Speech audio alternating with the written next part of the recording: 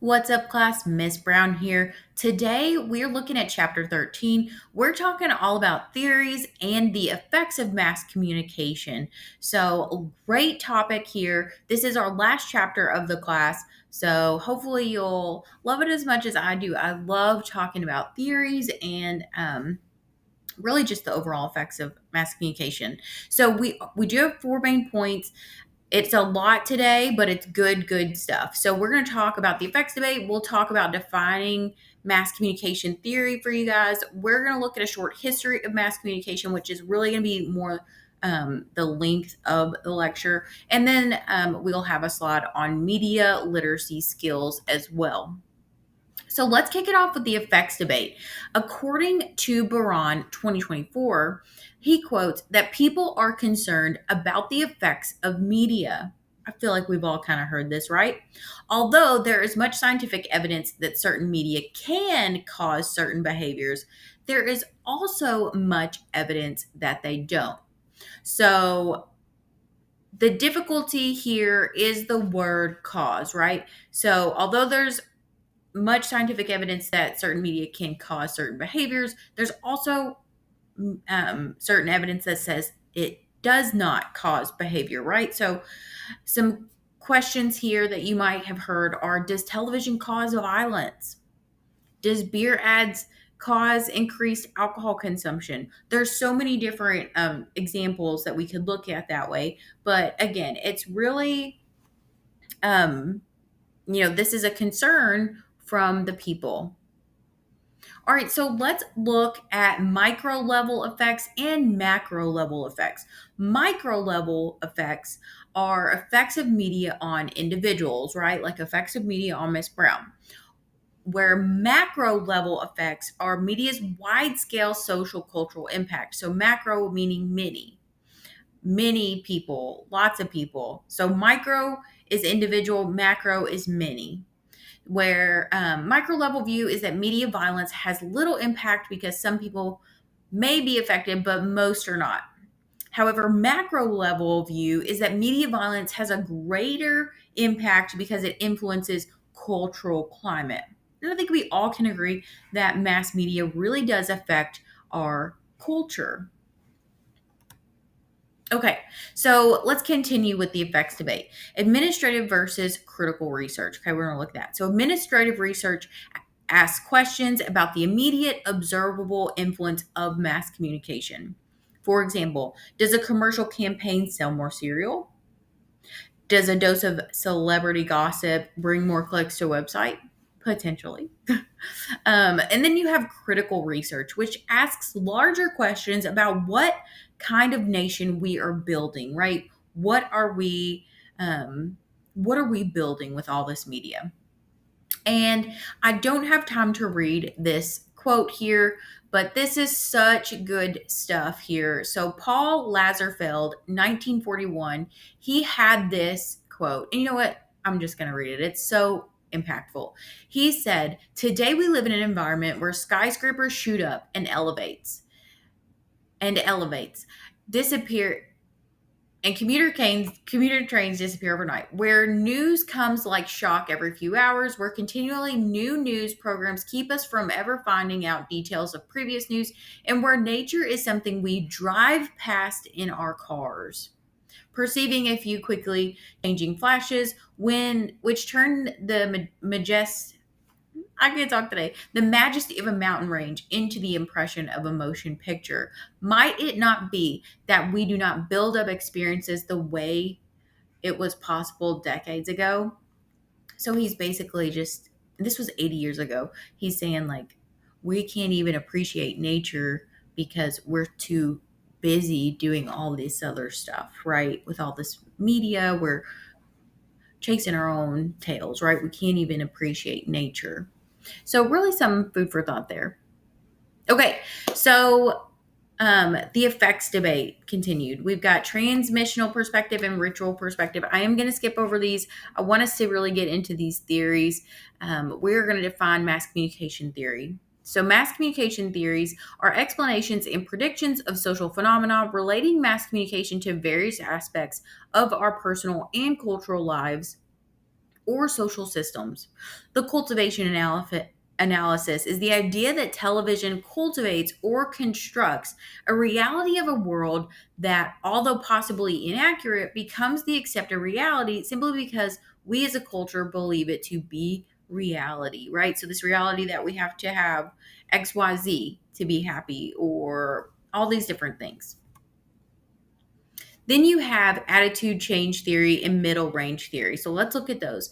Attitude change theory is a theory that explains, and you might have heard some of these before, theory that explains how people's attitudes are formed, shaped, and changed, and how those attitudes influence behavior. Sorry, I don't have a lot of time to go. We're going to introduce a lot of theories. And then middle range theory is the ideas that explain or predict only limited aspects of the mass communication process. So let's look at the fundamentals. To understand mass communication theory, we must recognize the following 4 items. There is no one mass communication theory. So there's a lot. Theories are often borrowed from other fields of social sciences, and theories are human constructs. Therefore, the theories are dynamic. Okay, so important things to remember here. Okay, so we're going to go through this one at a time. We're going to go through each of these 4. So, number 1, there is no one mass communication theory. Mass communication theorists have produced a number of middle range theories, which are ideas that explain or predict only limited aspects of the mass communication process. Number 2, theories are often borrowed from other fields of social science, right? So this counts as a social and behavioral science because we have borrowed some of the theories from psychology. So attitude change theory, you might have heard that before because it comes from psychology. And then number 3, mass communication theorists are human constructions. Again, people created the theories, therefore their creation is influenced by their human biases, right? So some examples could include the time that it was created, right? And these were created in like the 1900s, the position that someone has, etc., etc.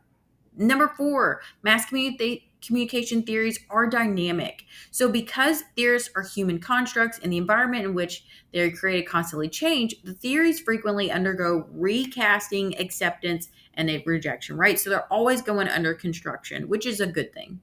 And then, for example, theories developed before TV and social media must be re-examined and possibly discarded due to the rising technology. So those are important factors that we need to think about whenever we're looking at mass communication theory.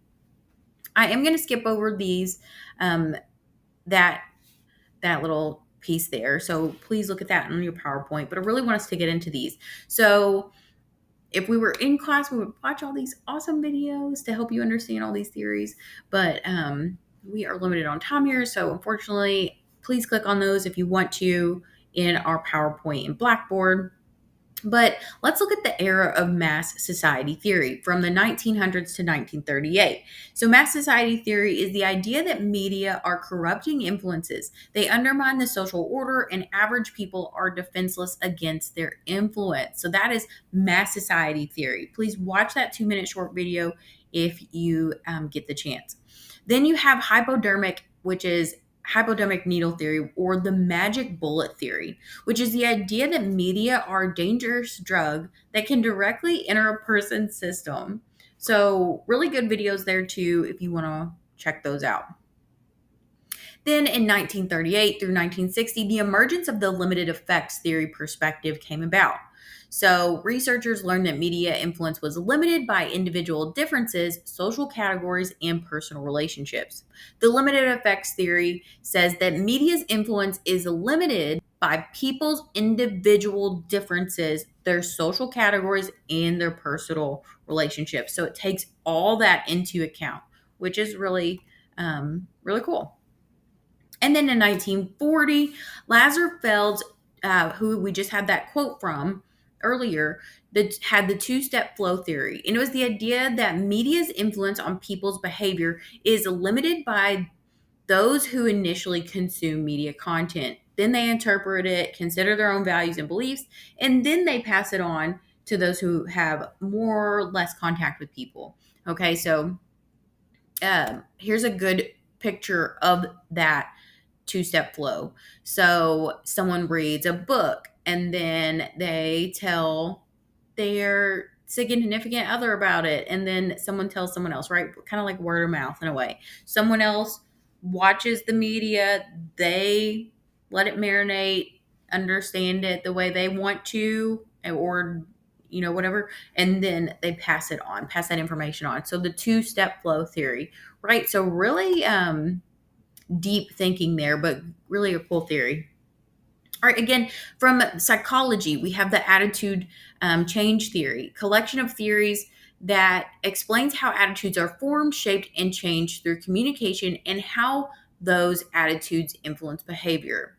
Among the most important attitude change theories are the related ideas of dissonance and selective process. So we're going to take a closer look there. So we have dissonance theory, and dissonance theory, it's a really cool theory if you haven't heard of it before.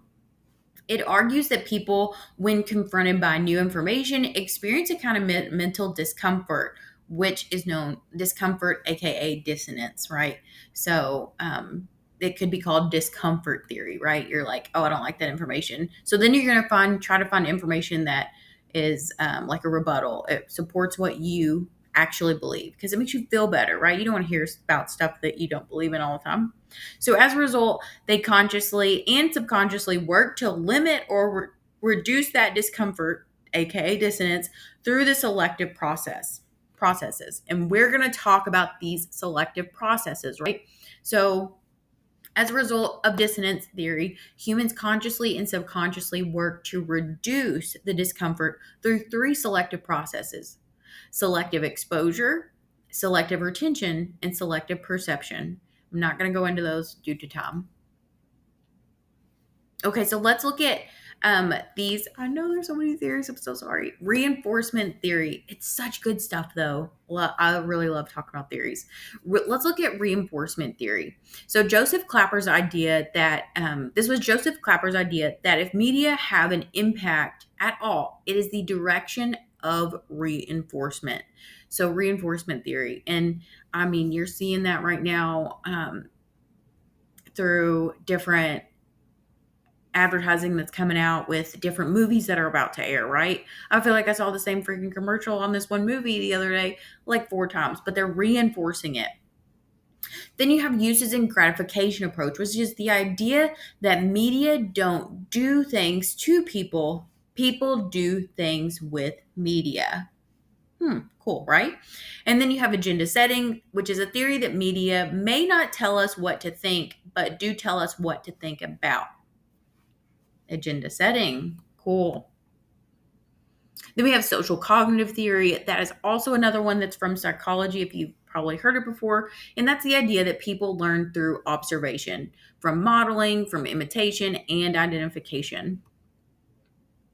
And then social cognitive theorists demonstrated that imitation and identification are the product of three processes. So it's breaking down social cognitive theory even more through these three things: observational learning, inhibitory effects, and disinhibitory effects. I'm sorry, I'm running out of time, so I can't go through all these. I do want us to get to all the theories.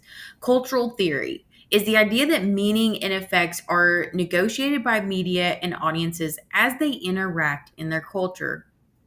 Then you have critical cultural theory, which is the idea that media operate primarily to justify and support the status quo at the expense of ordinary people. Makes you think, right? This stuff really makes you think. And then you have British cultural theory, which is a theory of elites' domination over culture and influence on bounded cultures. News production research, which is the study of how economics and other areas influence the way news produced to distort and make biased news coverage towards those in power. So personalized news, dramatized news, fragmented news, and normalized news. And then you have mediatization theory. So, I'm running out of time, which is the societal structures and the routine social practices are continually altered to accommodate media. For example, a product of mediatization would be gender reveal parties, because Instagram kind of made them like normal